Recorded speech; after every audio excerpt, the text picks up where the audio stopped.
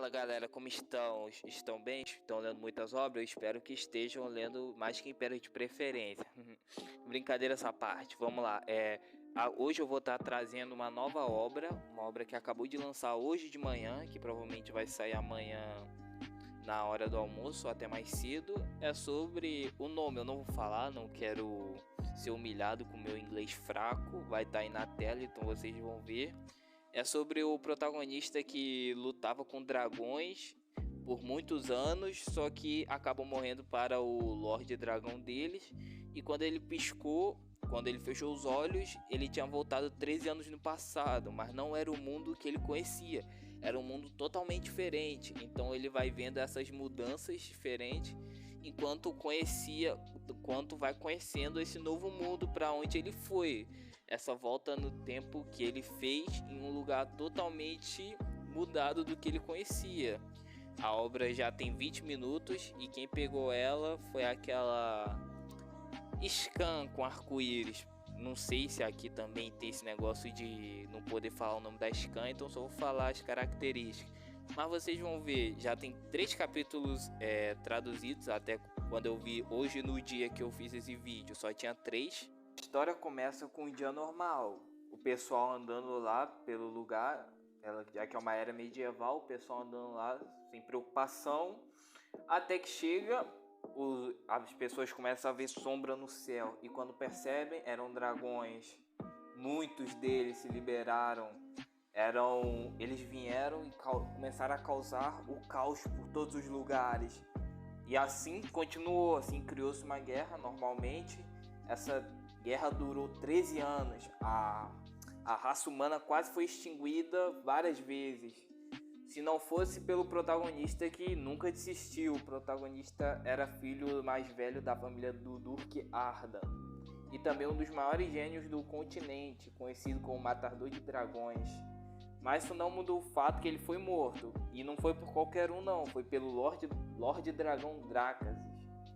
Então antes dele ser brutalmente morto, jogado pela cauda do Lorde Dragão, ele lembrou das suas promessas sobre sua irmã que morreu para um dragão quando era mais nova, e sobre proteger seu pai e quem ele não conseguiu.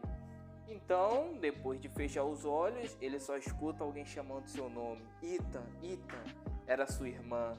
Então, depois de ouvir a sua irmã o chamando seu nome, que era Ita, ele ficou até um pouco assustado por ela já estar lá com ele.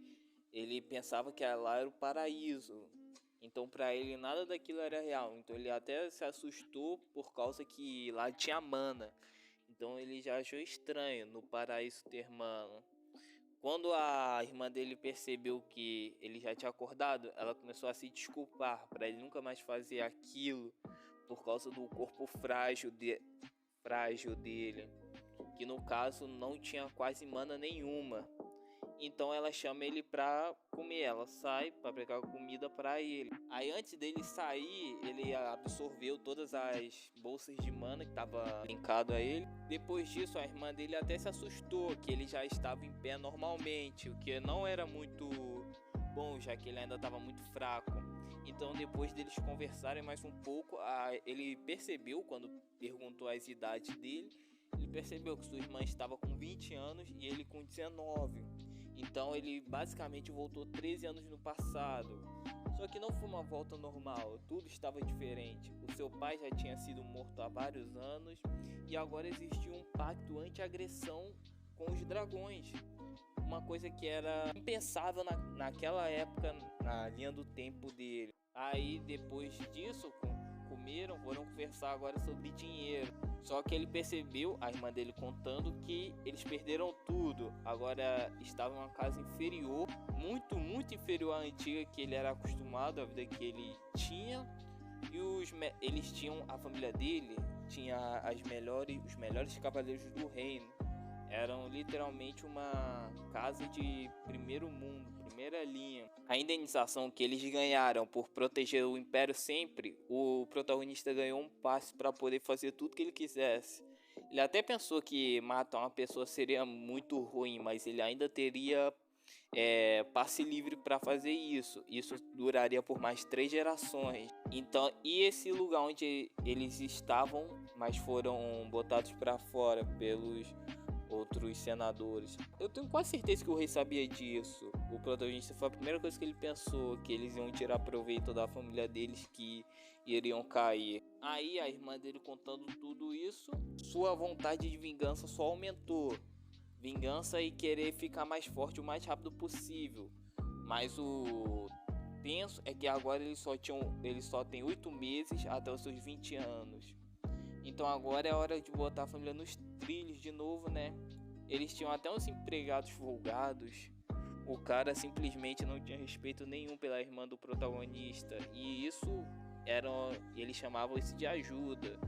Ele até estava se aproveitando lá. Quando o protagonista viu isso, ele foi conversar com a irmã dele para saber porque ela tinha falado que eles não tinham empregados, sendo que tinha pessoas na casa. Então depois disso ele levantou bolado. Então ele foi até o mordomo lá da casa e meteu logo um socão de direita na boca dele. Ele já ficou em choque. O mordomo ainda pediu para ele ficar longe dele. O cara simplesmente não estava aguentando a pressão. O protagonista estava colocando lá. O protagonista literalmente impôs respeito perante todos. Ele até tentou falar para contatar a baronesa, que é a ajuda. Ela que estava mandando eles para essa casa aí, com essa, entre aspas, ajuda que os senadores estavam fazendo para a família dele, mas deu em nada. O protagonista ainda desmereceu a família dele e aí soltou ele depois de pegar ele pela gola e dar umas porradas, uns tapas, encheu ele de tapa. E como normal, todo figurante é assim, esses figurantes são filhos da puta que você só vira a cabeça pro lado e eles já estão pensando em chamar alguém pra bater, aquela coisa clichê. Então, depois disso, o protagonista pensou que se ele não tivesse mana, provavelmente ele seria humilhado pelo mordomo. Então, isso só reforçou sua vontade de matar o Senado, que era arrancando a cabeça de todos eles. Então, depois disso, o protagonista foi treinar e meditar sua mana para arrumar no seu corpo, porque sua mana estava toda espalhada depois de passar 10 anos em coma. Isso fez a mana ficar sem circular pelo corpo normalmente. Então ele ajustou isso usando a ressonância, que ajuda a circular a mana no corpo. E também para qualquer pessoa isso seria fatal, mas não para ele. Então depois disso ele foi para fora e passou o dia todo treinando. E no final do terceiro capítulo nós temos conhecimento de outro irmão dele, o Myers. Mas só que esse Myers é diferente. O antigo Myers que ele conhecia só pensava em treinamento e só ingeria proteínas. E agora esse mesmo Myers que ele conhecia estava bêbado num pub. E agora o protagonista já achou estranho e foi com o guarda que avisou a ele sobre isso.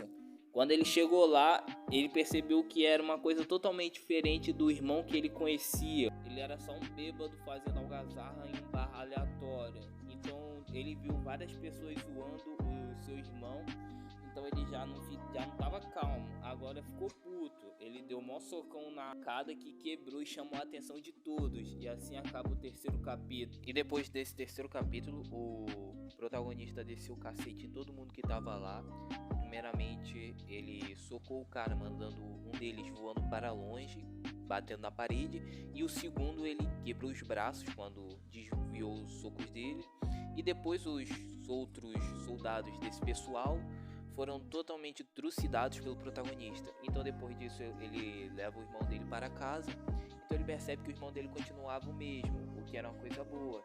Então depois disso eles vão treinar, vai passando o tempo, os dias, o irmão dele tem o talento necessário e ainda mantém um corpo bom. E assim eles vão passando o tempo.